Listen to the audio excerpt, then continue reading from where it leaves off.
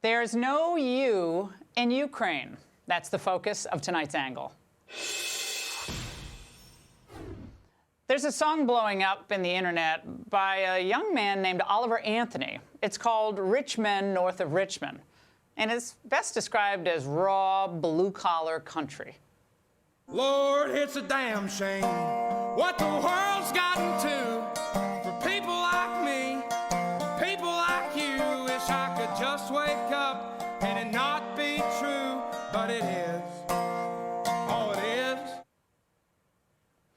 I'll talk more about why that song is resonating now a little bit later in the show. But it speaks to what millions of Americans are feeling these days: despondent and left behind. Now, while some may have voted for Biden on the assumption that he cared about people like them, many are seeing that his homespun, grandfatherly demeanor is all an act. After 18 months in office, it's obvious he doesn't really care at all, unless perhaps you live in Ukraine. We will not waver. We will not waver. I mean that. Our commitment to Ukraine will not weaken. We will stand for liberty and freedom today, tomorrow, and for as long as it takes. Has he ever sounded that excited about doing anything good for the American people? All right, and just yesterday, Biden asked Congress for a staggering $24 billion more in Ukraine aid. Now, this is on top of the more than $100 billion we've already sent over in humanitarian and military assistance. Now, in case you've forgotten, America is broke, and we have massive problems of our own. Just look at our cities in decay and despair. And now the horrendous fires in Maui. Now, no wonder American support for Ukraine is declining. But are the politicians even listening? If you think the United States should be supporting Ukraine in the fight against Putin, raise your hand. Nobody. You don't have to be that smart to connect the dots, right? And so is the war to cover up sins committed so you can cover your tracks? There's too much money that's been thrown over there. 55% of Americans say Congress should not authorize additional funding to support Ukraine. Now, compare that to back in February 2022, when 62% said they felt like we should have been doing more.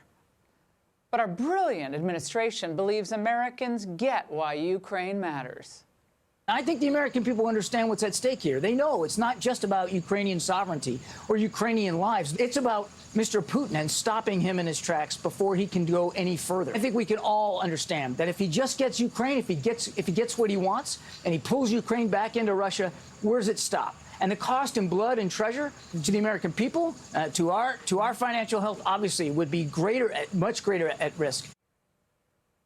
Oh, my God, I wouldn't buy a gallon of milk from that guy. That's the old nonsense we heard during Iraq and Afghanistan. If we don't fight them over there, we'll have to fight them over here.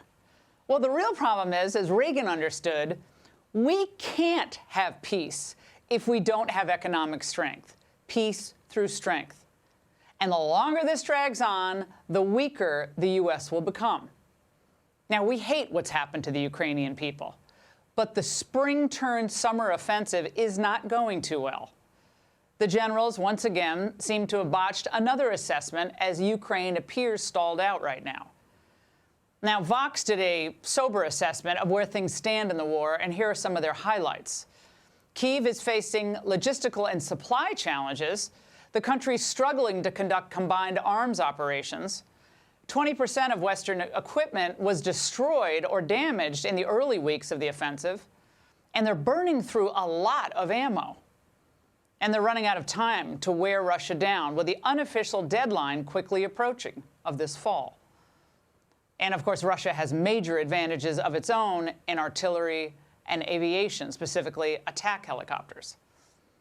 Of course, Zelensky's answer to all this is to demand more money from you. Well, the United States. Europe is providing a pittance compared to what the United States is giving in Ukraine. But I thought the war was critical for Europe's defense, right? Remember, we're still carrying the lion's share of the burden for Europe's security, And it's obscene considering World War II ended 78 years ago.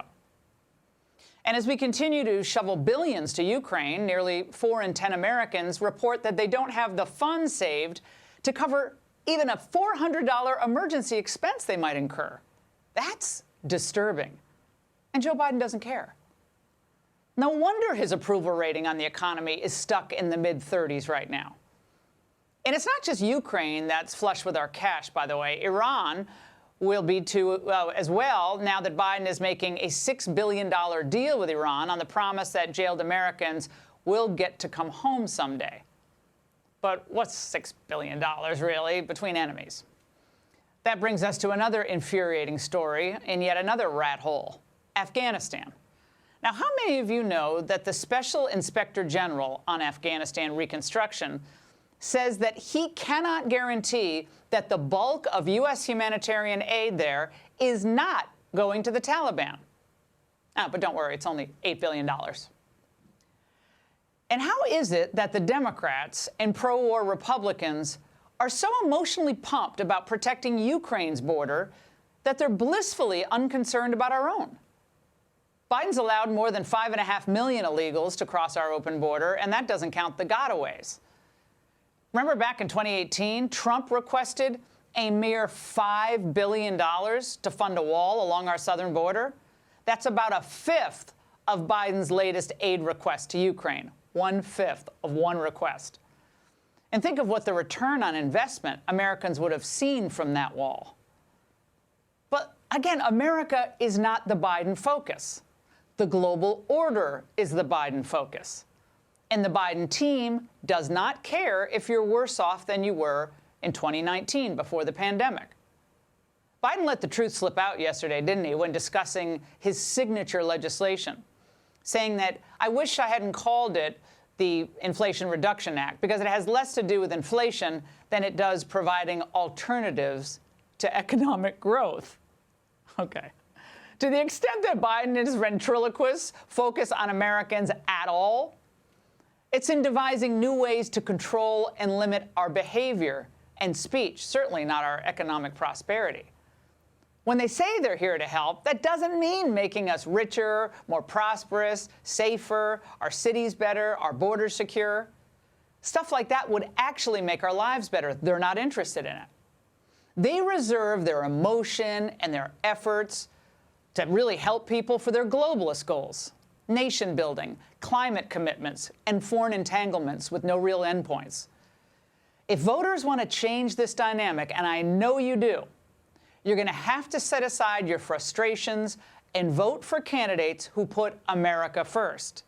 It's about time. After all, there's no you in Ukraine. And that's The Angle. Hey, Sean Hannity here. Hey, click here to subscribe to Fox News YouTube page and catch our hottest interviews and most compelling analysis. You will not get it anywhere else.